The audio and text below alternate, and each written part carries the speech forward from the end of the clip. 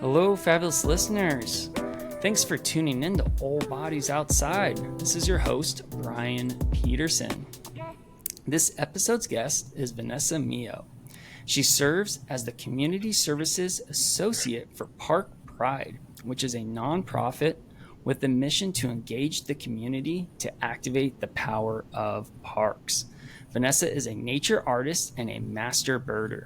Also, she has three youngsters who teach her all kinds of new ways to see nature, and through their sense of wonder, she enjoys a sense of wonder. Vanessa, it's a pleasure to have you on Old Bodies Outside. Well, thank you so for having me, Brian. I'm really happy to be here to speak with you.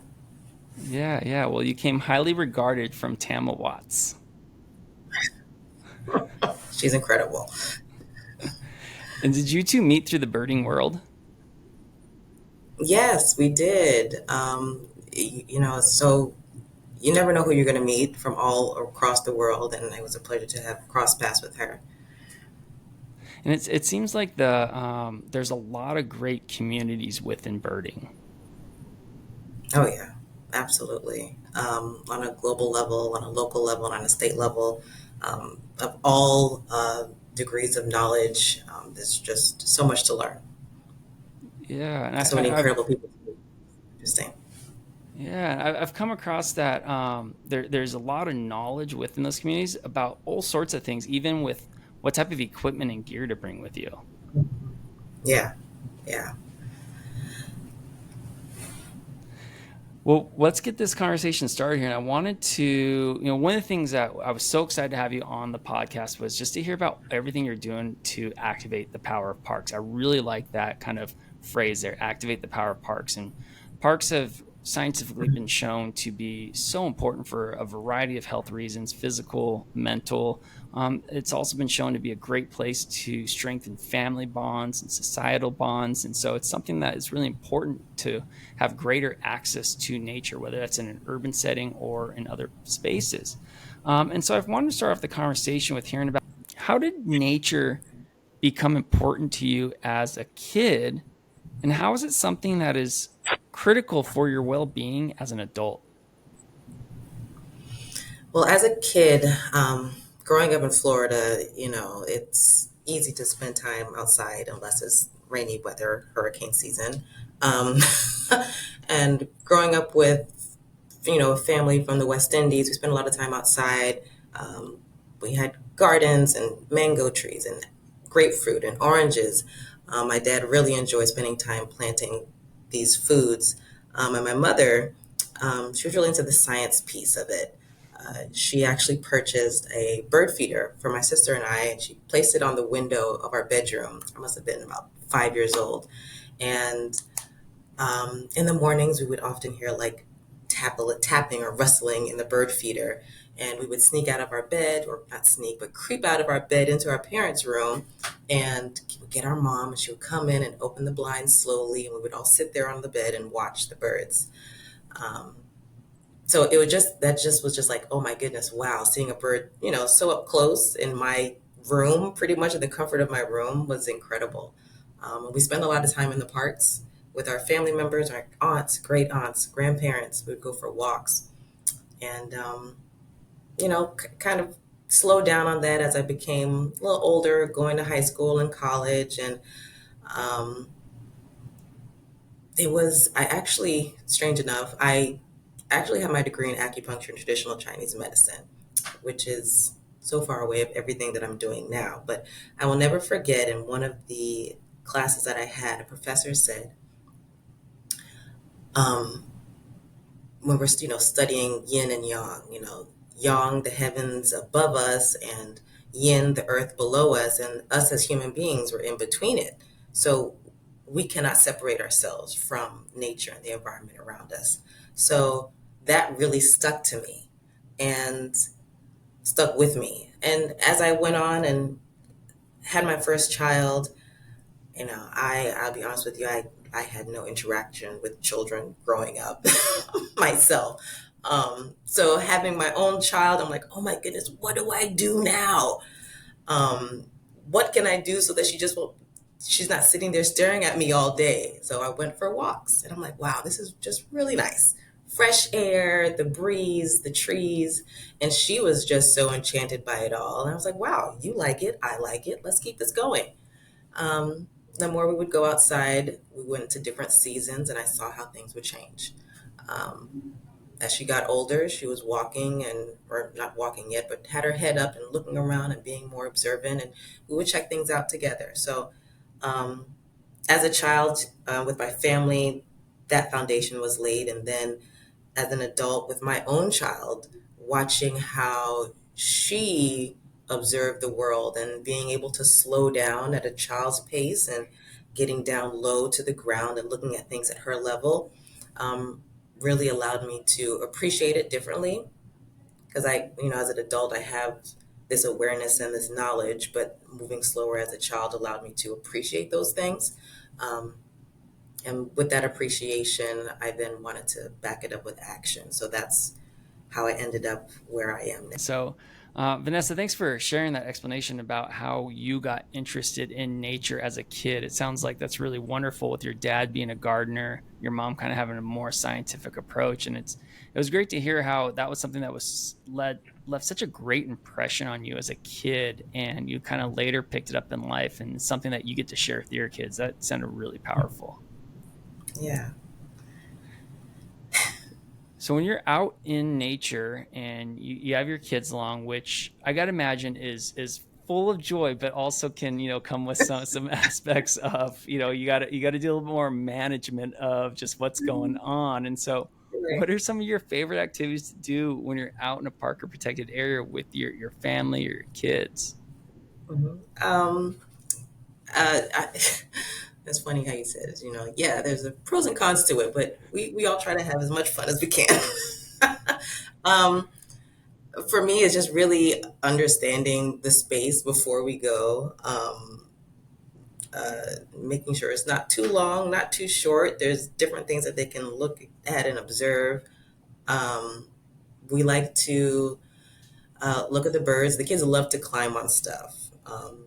If it's a space where they're able and allowed to do so, kind of get off the path and climb on some things, they're totally down for it. They love to explore the water, if there's any creeks. Um, they love to, well, yeah, the water, anything with like mud and water, they are game. But they really enjoy themselves. While looking at the clouds, my son likes to sit down and look at the clouds, look at the birds, bugs, any of the little stuff. They like to sit down and observe. Yeah, well, it sounds like all of us as adults too could take the time to observe the clouds a little more often. I mean, I honestly can't Yeah. even remember the last time I stopped to do that, which I think that honestly sounds fantastic to do. But it sounds like going out into parks or protected areas with kids, one of the biggest pieces of advice is definitely plan ahead. And so Yeah. when you are planning ahead, what sorts of things are you assessing to be like, okay, hey, this is a great place to bring my family, or hey, maybe we'll pass on this place for the time being? hmm The distance. I look at the distance of the trails. I look at if there's, if there's seating area, if there might be a bathroom. Um, if there's no bathroom, going back to how long the trail is, making sure we're able to get back so that they can use the bathroom. Um, those are the key things that I kind of look out for when heading out to like a park or a green space. Sometimes, if they're in the mood for a playground, it's nice to find a place that does have like that natural, like the trails as well as a park, a playground area. Um, but those are about the few things that I look at for when looking at a park. Yeah, and it seems like kind of coming through that research, checking in advance, led you to the hashtag Park Mom Approved. If you want to Yes. share with the listening audience about Park Mom Approved. Yeah. So when my family and I would go out to parks, I would often take pictures, and people would say, "Oh my goodness, like, where is this park?" I'm like, "It's literally right around the corner from you." I had no idea. Vanessa, please share where you're going to check out these parks. So I just came up with the hashtag, Park Mom Approved. I consider myself a park mom because At the time, I wasn't like a soccer mom or a cheer mom, or I was a park mom. Like the kids needed to get out, they wanted something to do, they wanted to have fun. We're going to the parks. Um, so I would share like, hey, this park has my stamp of approval. People respected that, and they um, would head out and explore those parks and green spaces in their local area.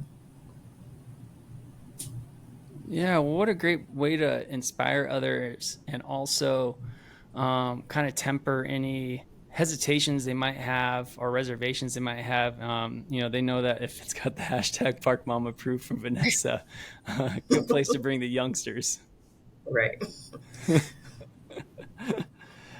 So, on top of going and enjoying nature with your kids and sharing in that wonder with them and just really being in awe, you also though have been involved. Your past is very rich with community engaged projects that you've done personally. And so I don't know if you wanted to highlight some of the community projects that you have come up with and really led, and also some of the personal projects you like to do too that all revolve around nature and getting out in the parks. Yeah. So I guess as a branch off of Park Mom Approved, people would see like the activities I would do with my kids. May it be bird watching or nature journaling, um, tree ID. They were like, Vanessa, we would love to go out with you. How can we do that? And being a birder, and I led with that. I felt like that was one of the, I don't want to say the easiest thing, but something that was most closest to my heart. So I would lead bird walks with families to invite them to come out, check out a different park, take the time to learn something about maybe some birds they have never seen or birds that they have seen and didn't really know much about. And it was a great response. It was mostly geared toward, like a 3 to 7, 8 years old. Um, and many moons ago, I was actually a Tinker Garden leader. So using that environmental learning within green spaces and nature play was something that I did. Um, on more of a personal level, that appreciation for these green spaces, specifically urban green spaces. I know that a lot of people have this desire to go out to these faraway destination trips to explore these natural green spaces, which is incredible as well. But I don't want to overshadow the jewels that we have in our own neighborhoods. Um, so I wanted to highlight these spaces um, through storytelling. I read a lot with my kids, and that's how they're able to really see, learn different things, see different cultures. There was a quote that said, books are both, um, I believe it's like windows and sliding doors. You're able to kind of look into other spaces through these books and stories. And I wanted to see something different in the books that I was reading to my children. So that's why I came up with the idea to create a children's magazine called Good Natured Roots. Um, and it's really highlighting the benefits and the importance of our urban green spaces and the historical importance and the stories that they hold, and how we as stewards can do our part to protect them for not only ourselves today, but for our children and generations in the future. So that's something I'm very excited to be working on. Yeah, that's fantastic. And I love that you underscored urban green spaces. They are immensely important. They're the places that people, have access to for the most part on a daily basis. I mean, some people, it's access can be difficult for some places, but at least like it's not saying you have to travel super far away, like an iconic national park, say if it's Grand Canyon or Yellowstone or something like that. And these urban spaces are really important to, get people to see the joy in them, get people to Mm. know that they're there, like kind of like you were mentioning before, like, using the hashtag Parks Mom Approve. People are like, oh my gosh, Vanessa, this park is right here. I didn't even know about it.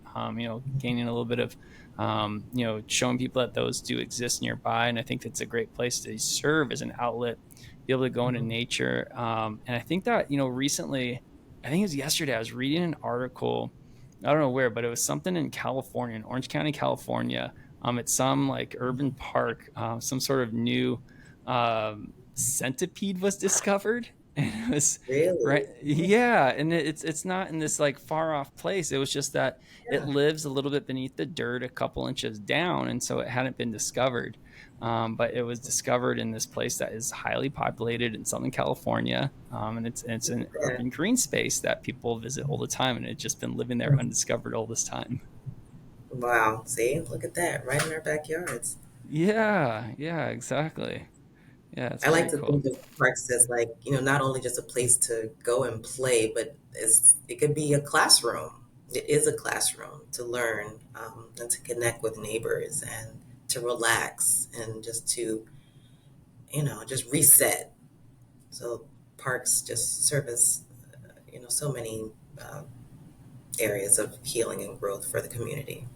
Yeah, it absolutely does. And there's a lot of scientific evidence of the value of that leisure and recreation out in green spaces. And just to say it again, it's really important for those urban green spaces to be around. That's Yeah. something that people can get to a little bit easier than far off destinations. And I know when I travel, in June, I traveled up to Portland, Maine for a conference. That was the first thing I was looking up was, hey, where are some parks I like to go running in the mornings, but I like to go running in parks. I want to be on trails. I don't want to be out in the streets if I can prevent that.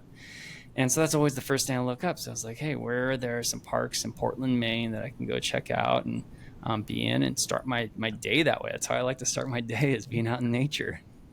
Yeah, absolutely. I will get up for some birds too. First Do, thing in the morning. yeah, and do you have a favorite time that you like to bird? Is there a preference, or is all times good for birding? It depends on what you want to see.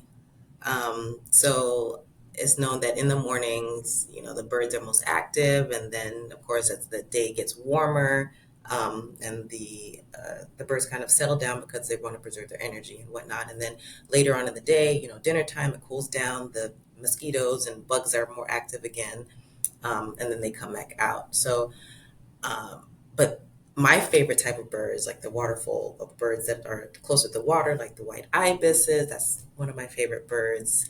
The herons and such, those are out all the time. So if you, if I wanted to see, those birds, I would go out anytime. But like the warblers and such is mostly like in the morning. So it doesn't matter. I will always find something to see. Yeah. It doesn't matter the time. And so with birding, did was it birding that was kind of the impetus for you to begin being a nature photographer? Yes. I mean, I would take pictures of like flowers and such, but I, when I started really paying attention to birds, I'm like, man, that is such a beautiful bird. Like, I really would like to take a picture of that. Um, could only do so much with my phone. Then I went out to get something a little better, more suitable for bird photography. And I fell in love. So now it's to the point like I would go out early in the mornings to go take pictures of birds and spend, well, not just take pictures, but to spend time with the birds. And being out there in the morning as it warms up, the butterflies would come out. So then I really enjoy taking pictures of butterflies. So I guess I'm a glutton for punishment because I like to take pictures of things that fly away. Yeah, I think so. It sounds very challenging. So I'm sure you're pretty skilled at this point then. Always something to learn, but Yeah. And so on top of photography, earlier you mentioned nature journaling, and I want to know what that journaling looks like. Is it writing some poems? Is it maybe doing some watercolors? Is it sketching? Is it kind of just whatever you want it to be for the day? Like how what's nature journaling look like for you? What does it look like for your kids? for my kids, it's just, I don't want to say just, for my kids, it is drawing what they see. They like to sit down and if it's a bird or not a bird or a body of water or some trees, they enjoy doing that. And they'd actually sit down there for quite some time and do their journaling. For me, I enjoy sketching. I wouldn't call myself an illustrator by any means, but I really do enjoy the sketching and watercolor painting. Yeah. How long did it take you to pick up? Or have you always been a sketcher, or is that something you picked up?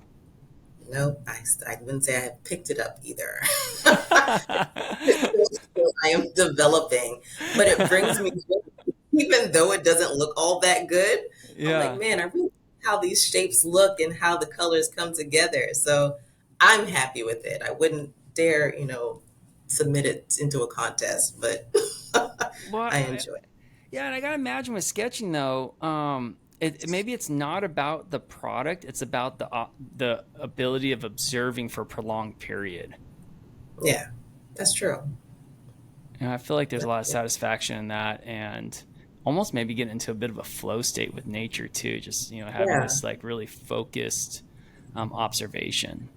right. I was just about to say, paying attention to details, like, wow, like this pattern reminds me of something, and I never noticed that shape or those colors. So it does really encourage you to pay attention to different things. So it is a lot of fun.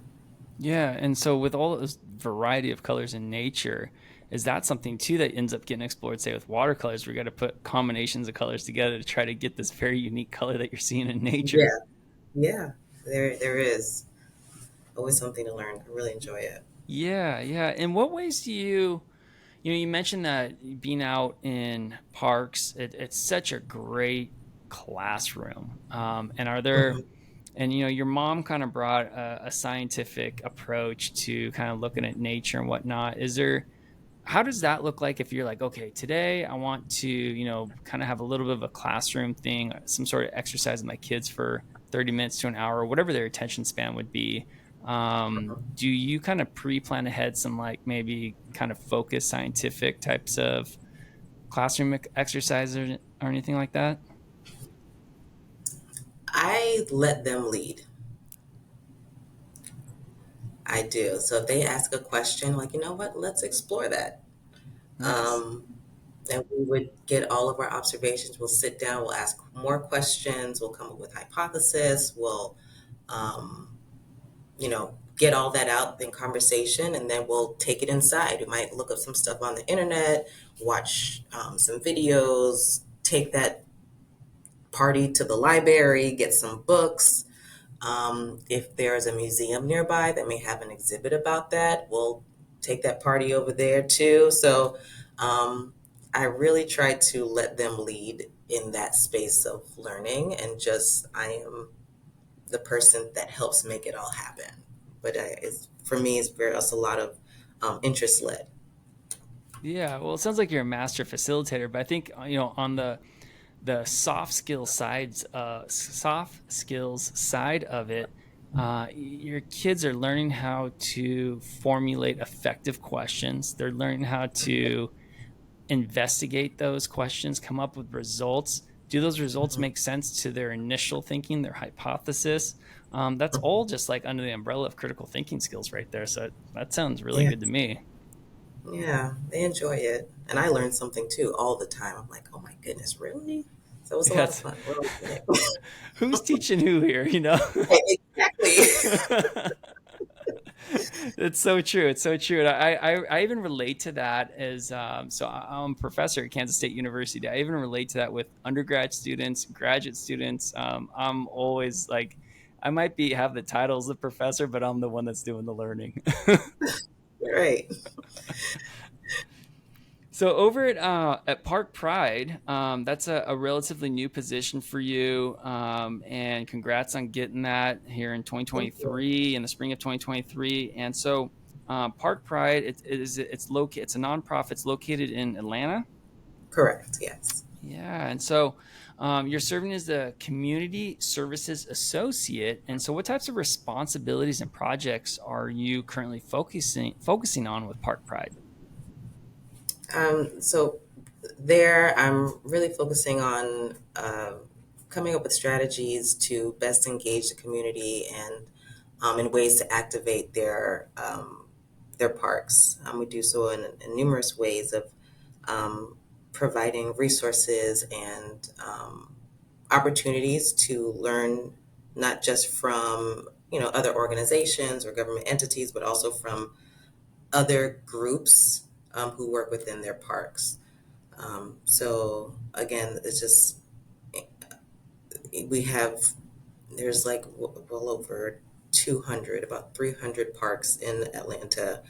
Um, Not all of those parks have what we call Friends of Parks groups, but many have been together for a short amount of time or even for years, many years, from smaller green spaces to even conservancies, and just being able to um, see that they have the opportunity, like I said, to bounce ideas off of each other, share with resources, connect them with any entities or organizations that can provide them with further information and resources. So it's almost like putting a network together that people can more clearly see, or parks can more clearly see, to share those resources. Because it seems like with my perception, which could be incorrect, but resources around parks are kind of slim. And so it can be beneficial to be sharing and also just sharing knowledge of how to overcome some challenges and hurdles that do come up with the management of parks. Correct. Right. Oh, yeah. So with getting out into nature, especially urban green spaces, which are really important, what are your recommendations for people that are listening to this and they're kind of starting to get the itch a little bit to go out into nature, but they're not so sure? It's not something that they necessarily grew up with. Maybe they didn't have parents that were like yours, but they're getting inspired and whatnot, and they're not sure where to start or where to go. What would be your advice for them? Um, Finding a community is always helpful, whatever it is. If you're into birds, well, I guess at that point you don't even know what you're into, right? um, Finding an environmental organization that may offer some classes or workshops so you can kind of have a starting point of what interests you to see what you kind of want to spend time with. Um, Spending time in the parks are always a good step as well. Talking to those in the park if you feel comfortable enough to do that, because you never know who is like doing the work in the parks. I feel like the people who are a part of these organizations spend a lot of time there just to observe and check things out to see how things are going. So, one, go into the park, spend time, talk to folks if you feel comfortable doing so. Um, Look up organizations who are active in your community. If you know the types of things that you're interested in, there's, what amphibian organization, there's birds, there's reptiles, there's people who are into trees and um, shoot, I don't know. There's there's so many little pieces, right? There's a different world out there. So finding your tribe, finding your people who share the same interest. If it's not like the sciencey stuff, if you like to write, there's writing groups that like to go out to these green spaces, just sit down and write or draw. I recently found a sketching group that likes to go out and just sketch outside. So if you're more hands-on, there's organizations that are looking for people to help keep the watersheds clean and healthy. And what else? Plant trees, pull invasive plants. What else, Brian? Help me out. There's a whole bunch of stuff, right? Yeah, there you did a way better job listing the variety of things than I could have. But I have seen groups of people going out and sketching together. They have their sketchbooks, and it almost looked like it's probably a sketching group. I've seen Mm-hmm. that at sunset before in parks. I've seen people out painting together. Yeah. I've seen different types of hiking groups for different Oh, types of demographics. yeah. And that's something that can range from all different types of communities within that, church groups, whatever. um, yeah, different types of So exercise much. groups, So much. insects. Yeah. Yeah. And I think one of the things too that is really helpful too is if there's any guided nature hikes by an expert. So say it's an expert Yeah. that isn't really well versed about insects or birds. Going in Birds. and going to those types of guided nature walks. And from there, maybe that might be a place that you can start forming a community. But luckily, we are alive during the age of social media. Yeah, And there are a variety of groups on Facebook. There might be meetup groups, stuff like that to get out and, maybe go out into nature with other people too. So you have a strong perception of safety too for when you're starting to transition into, going out into nature and getting comfortable out there. absolutely. Yeah, especially how you said the safety piece. Um, it's very important in this day and age to ensure that you go with the group, make sure like we talked about before, being prepared, knowing where you're going and how long that hike is, and all the safety points. So yeah, Yeah, I think it's a very real thing. It's there is a level of like, hey, like go find your own park, go find a guided nature hike. But there's some people might be like, hey, that's all fantastic, but I still don't think I would perceive that I'd feel safe out there for a variety of right. reasons. And so I think that that's something too that is can be a barrier for a lot of people and whatnot. And trying to overcome that and finding ways to overcome that can be challenging. I think that's where it's good to hear how other people kind of have perceive those barriers, perceive their safety. And, one thing could be, finding a community to go out with so that you're with other people and whatnot, a community that you have commonality with. Great place to start with getting into nature. Absolutely. Yeah. Well, Vanessa, it's been great chatting today. I really liked hearing about Park Pride. I actually had never heard of Park Pride before this recording, and preparing for this recording, I came across Park Pride. And I love the pictures that you're taking. So thanks for posting those Yeah. and sharing those on Instagram. It's fun to follow you. And also creating the hashtag Park Mom Approved. I think that that's something that's so powerful that's been overlooked by a lot of people. And that really can give people that extra, maybe that, overcoming that perception of safety, to give them the confidence, like, okay, this park's going to be good for me and my kids. So thanks for everything you're doing. Thank you. Yeah, it's been a lot of fun, a lot of learning. Yeah. Okay, Vanessa, I'm going to put on the outro music and we'll call it an episode. Okay, thank you so much, Brian. Yeah, you're welcome. Great to meet you. Likewise.